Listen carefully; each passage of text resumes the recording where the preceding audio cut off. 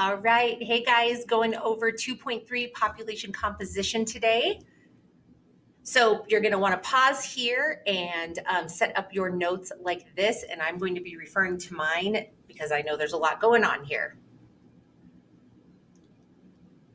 All right, guys, so the first thing we're going to be talking about are the elements of population composition. Big things you need to know here are what makes ethnicity and then what makes up what we refer to as age and sex. So ethnicity, we see different ethnic groups cluster in regions. As a result, discrimination often limits the choices for people. So you have a clear spatial pattern of where African Americans live in the United States. When you start to identify areas like a Little Italy or a Chinatown, people do start to, interact differently in those regions. Age and sex. So basically, the way this comes down to, you guys, is that there are some places where you have an overwhelmingly older gray population, or you would have like a younger population.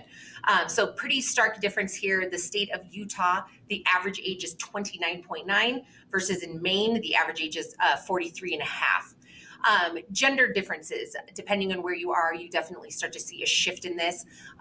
In local, there is, if it is a heavily military area, such as where we are, chances are there's going to be a imbalance between males and females. There would be more males due to more males in the military service. You look at China, for example, historically with their government policy with preference to male birth, we see a gender imbalance there as well. Okay, so when we're talking about ethnicity, another thing that we start to see are what we call ethnic enclaves. These are going to be regions that are predominantly populated by one ethnicity or group. So for example, here, this is a map that's showing the ethnic enclaves in the United States based on African Americans. So you can see definite spatial distribution of African Americans predominantly in the southeast. The further west you get, the less concentration of that data we see. This map over here, if we were looking at the map, the city of Chicago, you can certainly see a spatial distribution of African American ethnic enclaves within the city of Chicago itself. All right, so next part of your notes that we're going to talk about, where can I put my video to get out of the way? There we go. So we're going to look at analyzing a population composition. The tool we use for this is a population pyramid, and you guys are going to become experts at reading this. So guys, simply put, the way that we read this is everything going on vertically, so your up and down, is going to be age groups. We call these cohorts. So make sure you understand that when we talk about a cohort for a population pyramid, it's how do we group ages? So this particular one starts us ages 0 to 4, and then it goes every 4 years all the way up to 75 to 79. Some of these could actually spread that data out over like 10-year groups as well. Usually we see male sex information on the left side and then female on the right. And then the horizontal number going across the bottom is going to be absolute numbers or percentages. So this will actually break into like how many of those people make up their total population that you're talking about. So we usually see population pyramids, at the country scale, meaning that they're going to analyze like an entire country at one time, but you certainly can zoom in this. So we could do a population pyramid for like our high school. We could do it for our classroom if we wanted to get that small. So what ends up happening is, depending on the data we're looking at, you start to see, put myself up here, you start to see different shapes emerge. And so the first shape that we talk about is called an expansive or tree-shaped. This is the triangle in your notes. And you guys can see basically the way we characterize this as a very wide base means there's a lot of young people. So this is your ages 0 to 4, and then your 5 to 9ers. You can see they make up a wide amount of the population. Then all of a sudden, we start to see a gradual just decrease up to that point. We don't necessarily see a sudden indentation or bulge. So this country might not have experienced a huge war that may have obliterated a age group or a gender. There might not have been a natural disaster or a pandemic that came through. This is just kind of like the natural progression. Like, we have more young people, and then the older you get, the likelihood of you dying increases, so you start to see less people of those older age brackets, okay? Usually a balance between the male and female genders, and then again, cohorts are gradual, so we're looking at our age grouping here, and again, every 4 years you can see it just really kind of gradually starts to get less and less by the time you get up to your 80 and above. The second shape, this is a box, or we also call it constrictive. And so what you guys start to see here is it's an inverted shape. It can either be pretty equal going up, on all sides, or you do usually see often like the base is skinnier than the rest of it, okay? What we see here is you actually have a pretty significant elderly population. So the wider out these bars are, that means there's more of those age groups still alive. And so we see that that's more than we certainly saw in the previous like constrictive shape. We do see smaller percentages of young people, and this usually correlates to higher levels of development. The more developed a country is, the families can choose to have less and less children, and they often do so for economic purposes, or it's just social preference. And then the last shape that we get is stationary or a cup, and that's going to be that third shape you have drawn in your notes. What is happening here is the populations are not growing, and we have low birth rates overall. The quality of life is usually very high, and again, we see this in a developed country. We're really starting to see these stationary cups emerge in many parts of Western Europe, Canada, the United States, Japan, places that are, again, very, very high quality of life, and people are kind of living their best lives as married couples, maybe with one children or maybe two, but the prevalence of large families is just not here in these shapes. Okay, so the other cool thing that we can tell from these population pyramids, we can actually see historic trends. So if you read this, you can really kind of put together a timeline of what may have happened in that area. So usually, if we see a decline or a shrinking in of people between the ages of 14 and 40 that are men, then usually you can assume there probably was some sort of war or military effort that took that population of men to service and then unfortunately to death. Men and women's balance is usually separated, and we end up having a delay of this, meaning if the men were off at war, you can't have a lot of this going on, and therefore we actually start to see a birth deficit. So we slow down our births, which means you start to see a shorter, your bars on the younger age, so like babies, there's not as many of them because there's not as much of this happening because men and women are separated, okay? On the inverse of this, when these men usually historically have come home from war, it's a cause for celebration, and we see a baby boom. And so lots more of this resulting in new babies being born, and therefore we see spikes in our population. In this particular pyramid, you can see this, what we call as a bulge, where it gets really, really kind of fat and thick in the middle. That was a lot of new babies were born of that age group, okay? Busts is when that baby boom ends. So that the group of like military aged men and their women that they came home to, when they slow down the reproducing, we start to see a like kind of a quick decline in new births.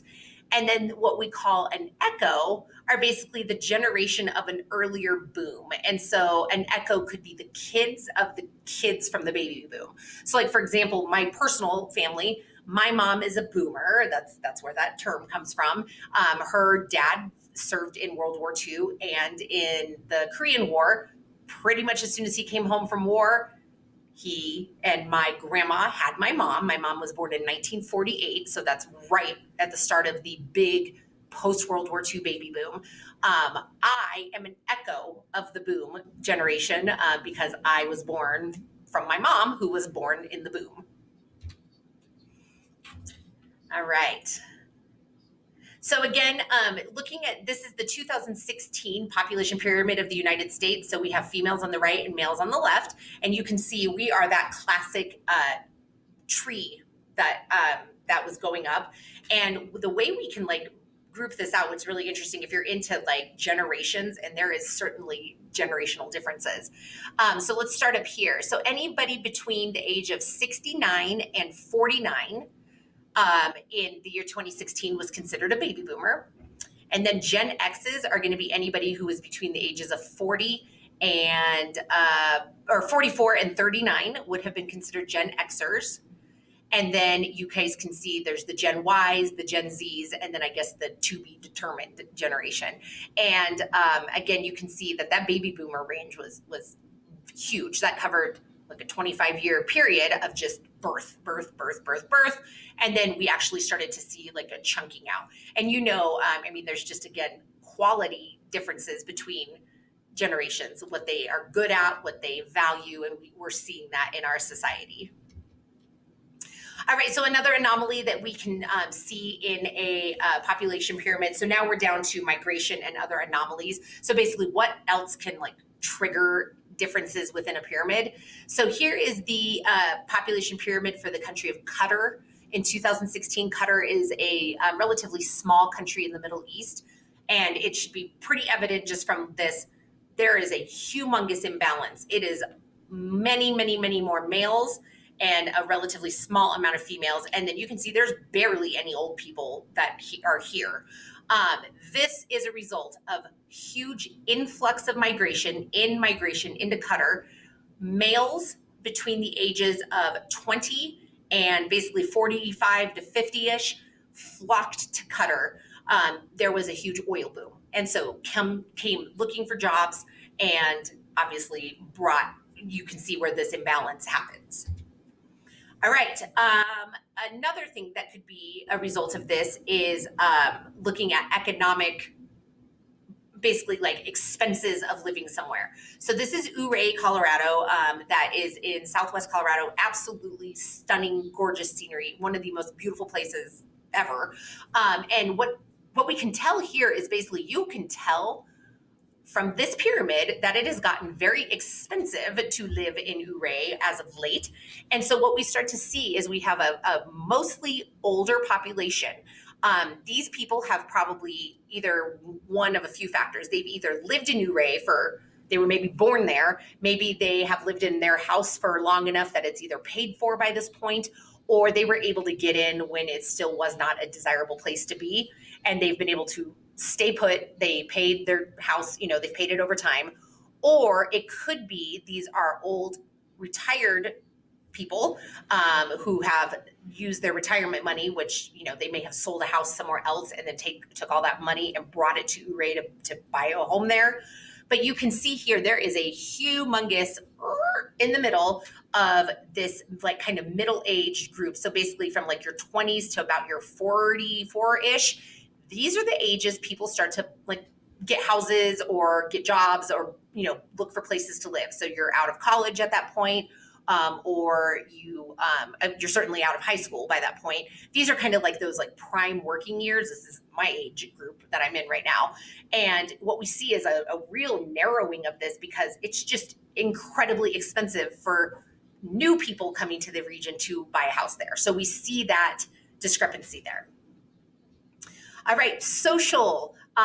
This is a classic example of what happens in a college campus. So we can see here that this particular college town doesn't have a lot of old people.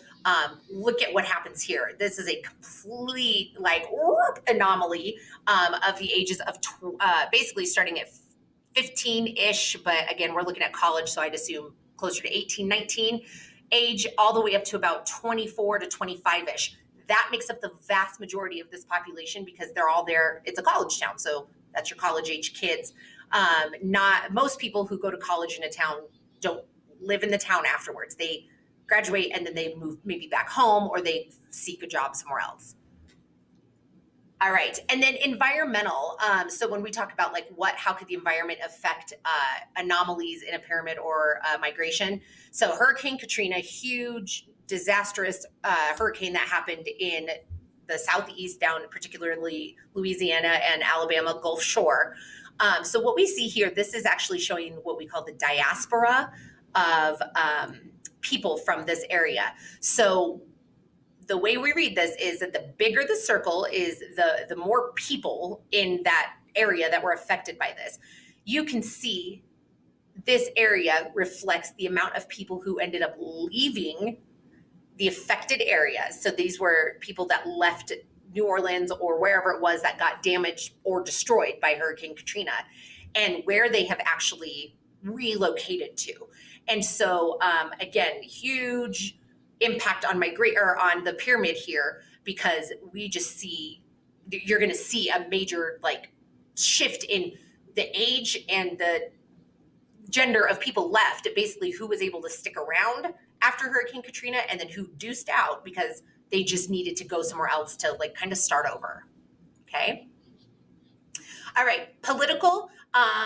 This is, again, what happens when governments get involved with how many children you're allowed to have. So China is classically an example of what they would call an anti-natalist approach. This was a country that could not meet the needs of all the mouths they had to feed. And so starting in the early 1980s, they implemented their one-child policy. There is a lot of nuances to this law, but the simplest to put is that if you lived in a high urban area and you were limited to one kid, it was basically it. So you were told, have your one kid, be done after that. There was some modifications to this when you lived out in the countryside. If you lived on a farm, you could have more kids to help support that. I always get the question of, what if you had twins? I don't think they made you pick and choose between one of them, but I'm sure there are horror stories out there. But what we start to see here is that obviously how this is impacted. So they've gone through all three stages. They've gone through this expansive, constrictive, and restrictive pyramid. So in the 1960s, before this was an issue, you can see they just had a lot of babies being born, and then they just had like a natural tapering of up to old people. Very balanced genders, cool. All right, 2015. So 2015 was about 35 years after they implemented the one-child policy. And I know it's not as strikingly evident on here, but there is a slight imbalance between females and males. There was preference, there was a cultural preference for boys, and there's a lot to be said for what happened to girls when they were born. And then we also start to see that there was like these kind of like unexplainable, but they're very explainable dips in why was there kind of almost like a decline in babies being born? Well, because the government said they couldn't. This is a predictive pyramid. So 2050, so we're looking into the future, and this is what they're predicting is going to happen. And again, what the concern is here is that there's going to be way more old people, gray population, than there is young people. Old people don't contribute to society. They are consumers of society at this point. So they need to be cared for. They have to have medicine. They're having diseases that only kind of old people get. And then obviously the pressure is going to be on the younger people below them to provide care, but there's an imbalance. So stay tuned. We'll see. Oops. All right. And then dependency ratio. So this goes back to, again, kind of China as a great case study in this. So geographers will calculate what's called dependency ratio, which is basically after you take the number of dependent or non-working age groups and divide that between the people who are the workers or contributors in society. There's a lot of different, I've seen a lot of different variations to these calculations, like what age groups they consider dependents versus non-dependents. What you guys need to keep in mind is, on average or generally, dependents are going to be the people who are either 0 to about 15-ish years old. So these are people who, kids, they still need their mom or a dad or an adult to provide for them. They are usually still your school age kids for the most part, so 0 to 15-ish. And then on the other end of this, we see 65 and up are people who have generally retired from their job, or are getting to the point physically that it is too difficult for them to work, and so they stop working at that point. What you're left with in between is the workers, right? So these are going to be your ages like 15 to about 64-ish. That age group are the ones who are considered like the workers of society. They're the ones going to the jobs. They're the ones that are having their own families. They're providing for their kids. But what happens is you also, if you're in that middle age group, which, surprise kids, you are, I am, then what you're going to start to find is there's going to be pressure on you at one point where you're possibly caring for older aging parents. And then you also have your own children, not anytime soon, but you'll have your own kids, and you kind of are on both ends. I am personally literally living this as we speak. I have an aging mom who is in her 70s who is starting to have some health issues. And then I have my own 10 and 7-year-old kid. And there are many times that I'm caring for both at the same time. I'm helping my mom deal with insurance and getting her medication. And I'm also tending to a scraped knee of my own son. And there's a lot of pressure put on that middle age. Okay, so again, this kind of breaks it down a little bit more, and you can see how this is calculated here between two countries. So we have the United States. So what you can see here is that basically we have